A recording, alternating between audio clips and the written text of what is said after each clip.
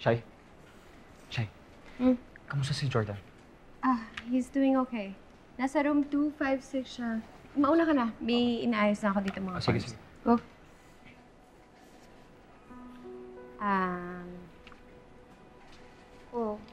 Hindi mo ba sisilipin si Jordan? Ayoko. Hindi ko siya kayang harapin ngayon. In fact, dapat nga hindi muna ako nagpunta dito eh. Gusto ko munang umiwas kaila Jordan at Jeff. Ano kaartehan yan? Ha? Halika nga dito. Hey. Ano nangyayari sa'yo? Pinagbantaan na naman ako ni Leon. Pero this time, sinama niya si Jeff sa si Jordan. Sasaktan din daw niya kasi daw, baka daw magsabi ako sa kanila.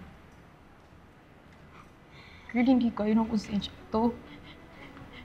Ayoko naman makasakit ng iba.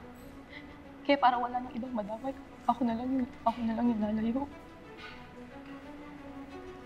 Shira, hindi na ako makapagtrabaho ng maayos. Gabi-gabi, binabangungot ako. Pakiramdam ko, any moment, nandyan si Leon, makasaktan ako. Pakiramdam ko, laging may nagbabantay sa bawat kilos ko. You're just overreacting. Leslie, walang masamang mangyayari sa'yo if you just keep your mouth shut. Nasasabi mo lang yan kasi hindi naman ikaw pinagbantaan eh. Diyos ko, ano ba itong pinasok? Sana pala hindi ko na lang nalaman yung mga sekreto mo. Eh di sana hindi na ako umabot sa ganito.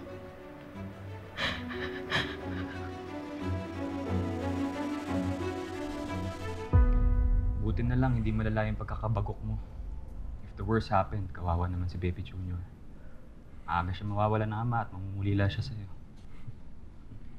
Diyan ka naman eh. Hindi mo naman pababayaan ang anak ko, di ba? Willing ka naman maging ama niya pag nawala ako, tama? Sira ka talaga. Ka nga magsalita ng ganyan.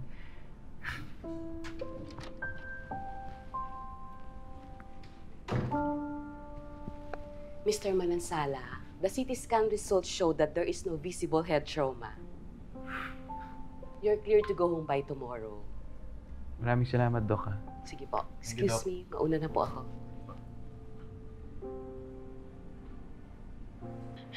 Girl. Shara, kasabi mo naman si Leon, please. Sabihin mo nagdala na ako, please. Hindi na nga kami nag-uusap, di ba? Tsaka kahit anong sabihin ko sa kanya, hindi naman nakikinig sa akin yun. Kaya pwede ba, huwag kang mag-iyak-iyak dito at huwag kang gumawa ng eksena. Ito lang naman yung hinihingi ko eh. Anong gusto mong gawin ko?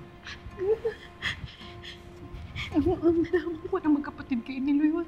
Wala naman ako pinangsabihan, di ba? Nung nalaman ko na si Jeff yung tatay ni Jun.